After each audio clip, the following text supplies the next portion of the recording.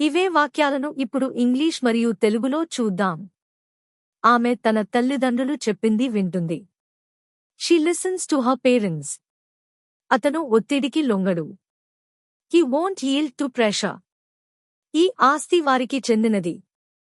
This property belongs to them. అతను తన తల్లిదండ్రుల మీద ఆధారపడతాడు. He relies or depends on his parents. మీరు మీ చదువు మీద శ్రద్ధ వహించాలి. You should concentrate on your study. రైతులు వారి డిమాండ్ల గురించి ప్రభుత్వాన్ని ఒత్తిడి చేశారు. Farmers insisted the government on their demands. నేను దేవుడిని నమ్ముతాను. I believe in God. నేను దేవుడిని నమ్మను. I don't believe in God. మనం వారి విషయంలో జోక్యం చేసుకోకూడదు. We should not interfere in their matter. పరీక్షల్లో ఏ విద్యార్థి ఫెయిల్ అవ్వలేదు. No student failed in the exams.